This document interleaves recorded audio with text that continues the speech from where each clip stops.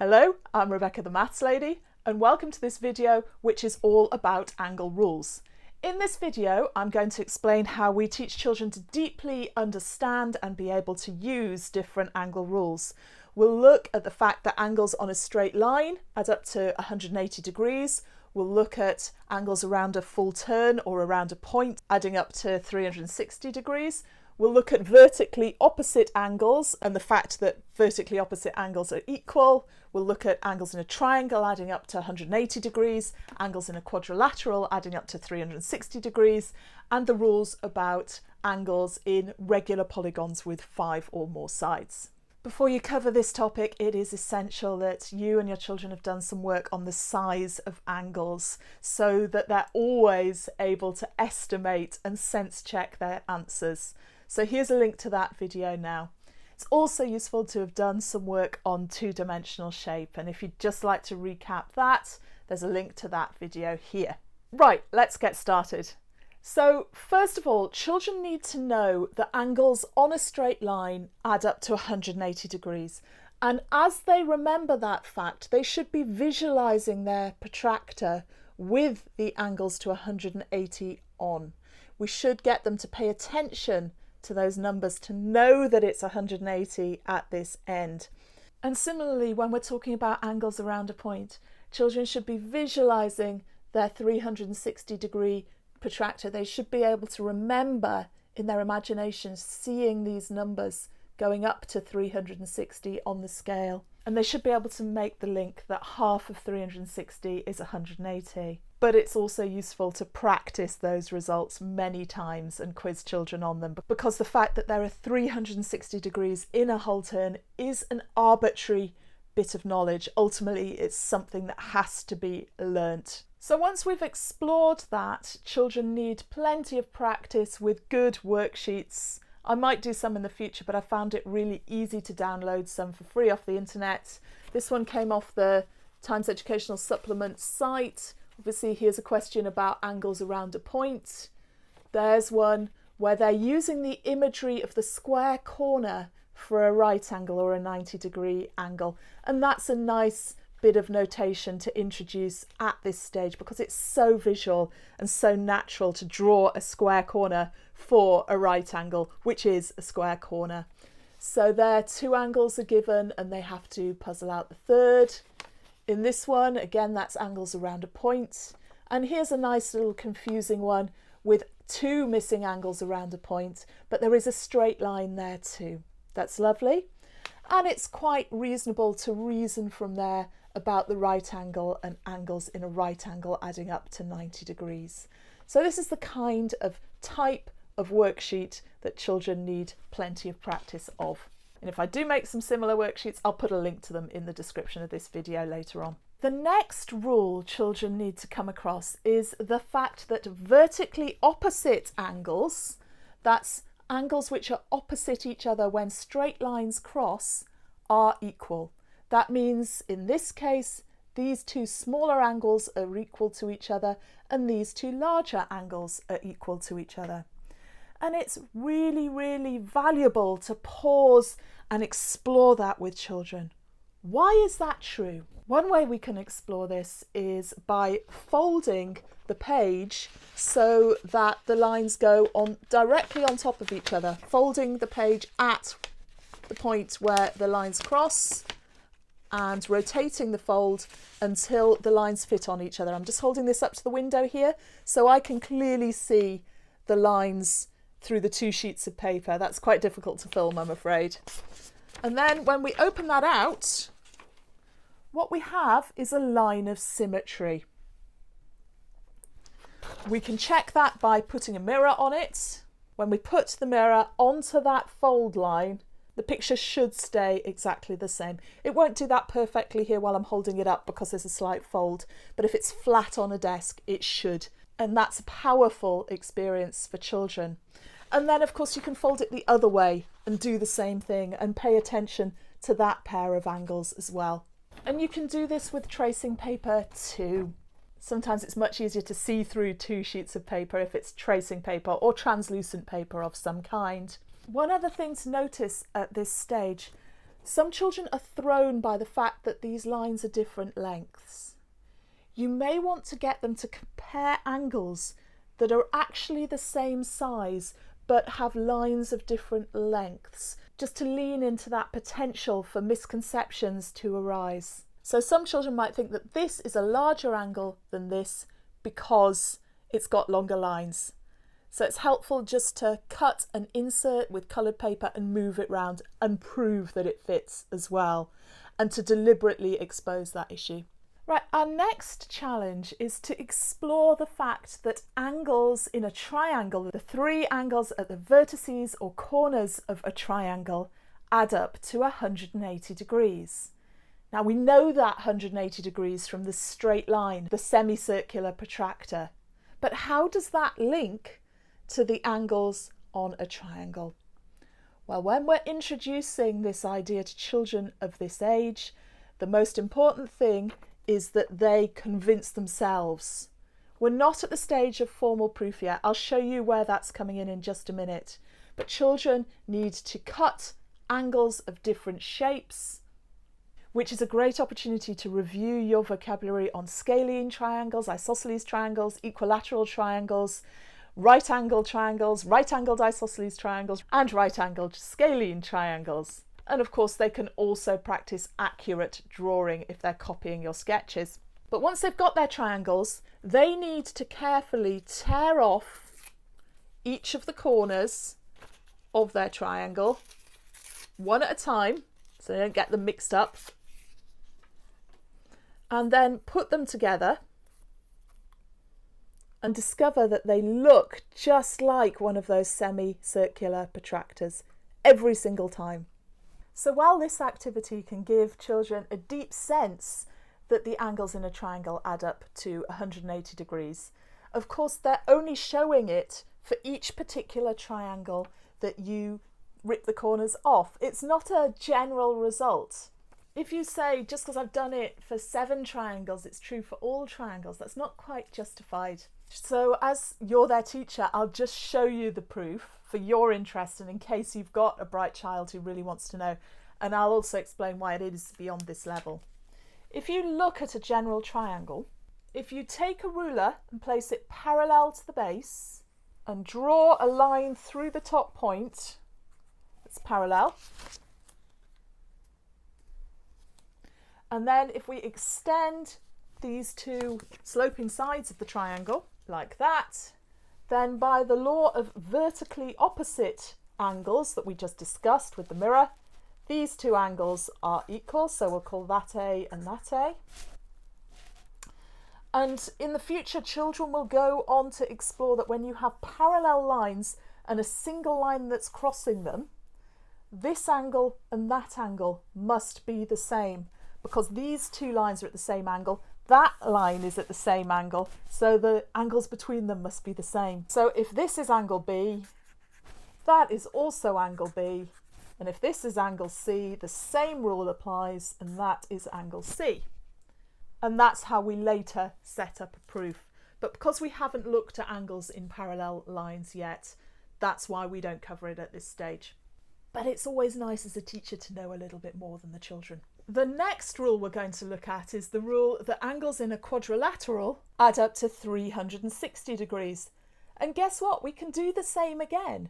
Just draw some quadrilaterals, tear the corners off and put them together. So I'll do that now. And now just organise them on here like this. 1, 2,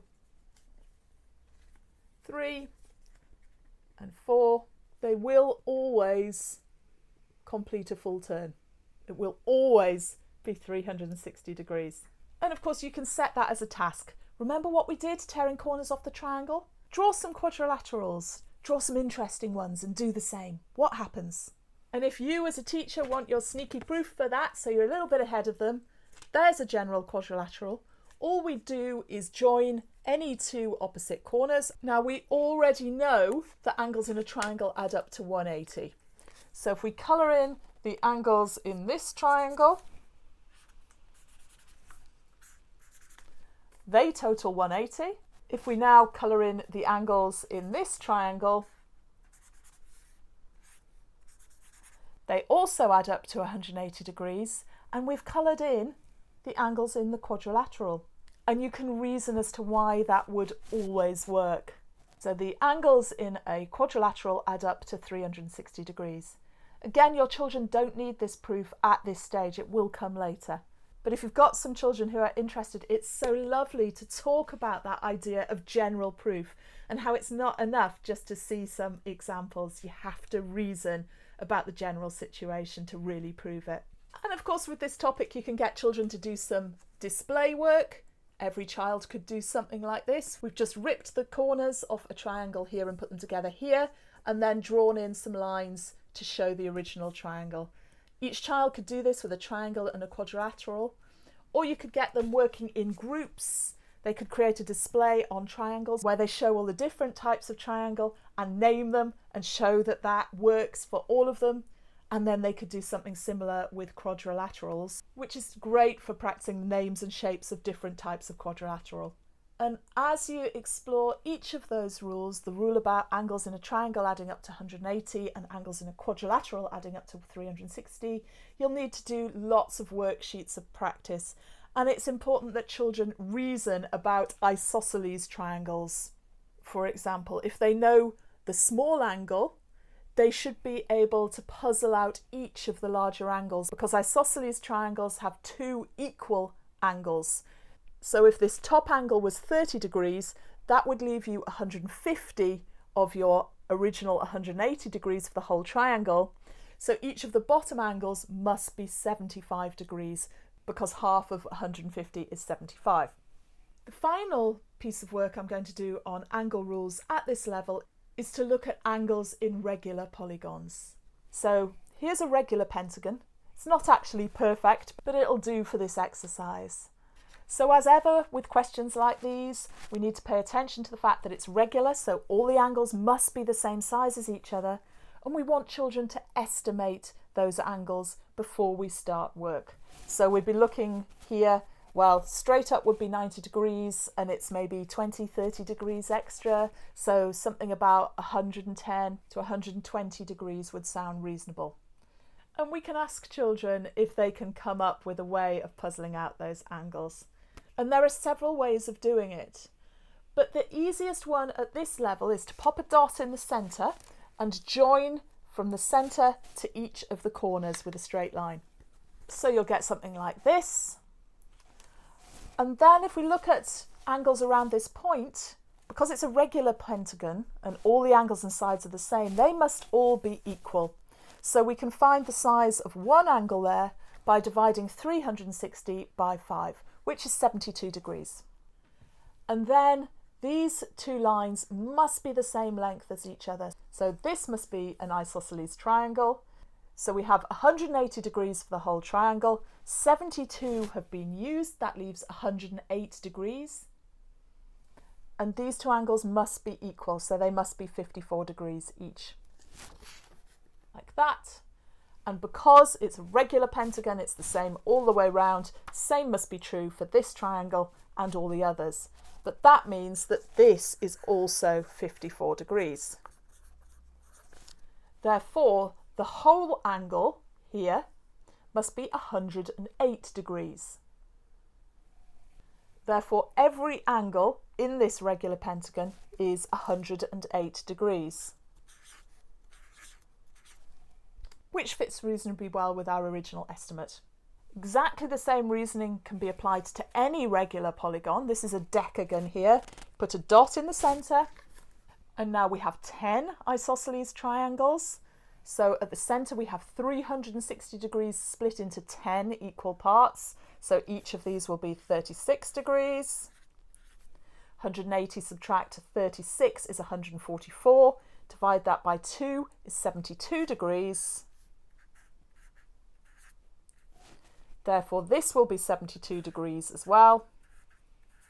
Therefore the whole angle at the corner will be 144 degrees, and that'll be true for every corner, or vertex as it's properly called.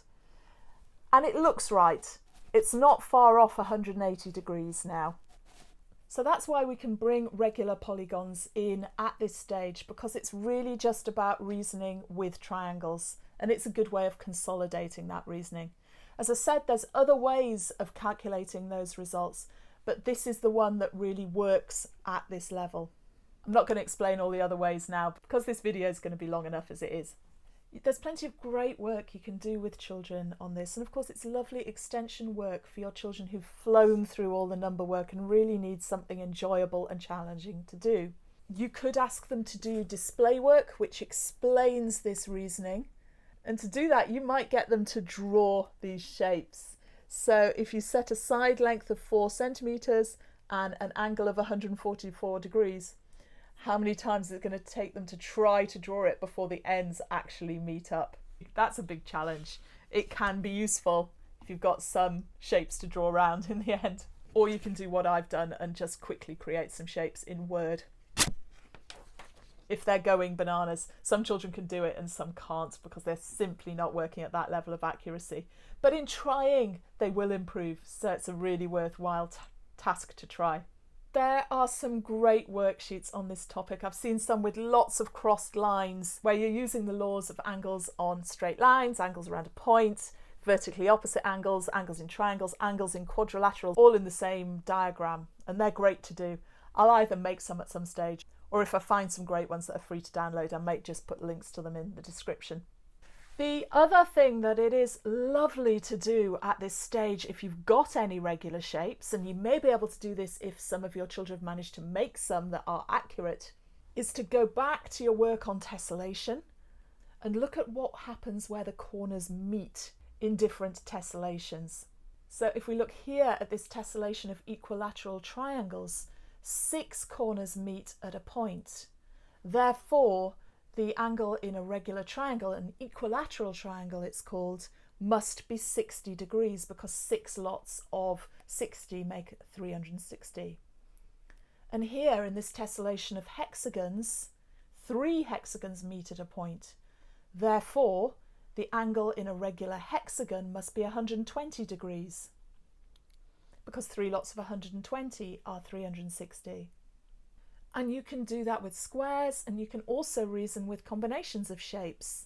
In this tessellation of octagons and squares, you can see 2 octagons and a square meeting. So if we've 360 degrees in the full turn, the square takes up 90, that leaves 270, which must be 135 for each octagon. And you can check those results using these methods as well. You may have noticed I've got some magnetic polydron there, which I'm over the moon to have been sent by the makers of polydron. I do accept free samples. Please feel free to send me free samples. I'm going to explain a lot more about magnetic polydron in my video on 3-dimensional shape. Right, that's enough. It's time for you to go and have some fun with angle rules. It's a wonderful topic. I really do hope you'll enjoy it. If you have any questions or suggestions, please pop them in the comments of the video. And if you've time to recommend these videos or share them to friends, I'd be hugely grateful. If you want to see the whole list of videos that are available, that's possible at www.authenticmaths.co.uk/videos. I hope you'll join me again soon for another video. Take care. Bye for now.